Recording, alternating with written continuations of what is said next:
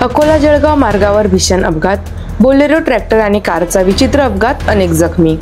अकोला ते आपातापा रोडवर आपातापा गावाजवळ रात्रीच्या सुमारास भीषण अपघात झाला।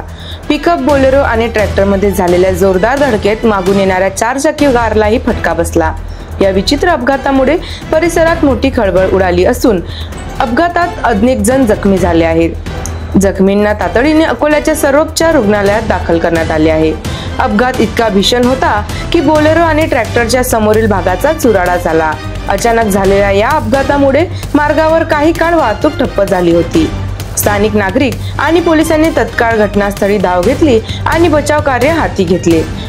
आपत्कालीन सेवा तातडीने घटनास्थळी पोहोचली आणि जखमींना रुग्णालयात हलवण्यात आले। अपघातग्रस्तांची ओळख अद्याप गुलदस्त्यात। या अपघातातील जखमींची नावे अद्याप समजू शकली नाहीत। पोलिसांकडून अपघाताचे कारण शोधण्याचे प्रयत्न सुरू असून चालकाचा गाडीवरील ताबा सुटल्यामुळे हा अपघात झाला असावा, असा प्राथमिक अंदाज व्यक्त केला जात आहे।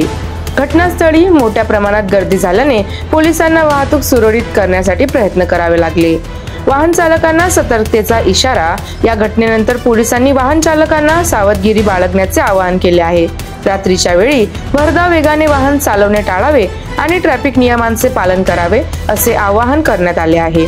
या अपघाताची सविस्तर चौकशी करण्यात येत असून पुढील तपास पोलीस करीत आहेत।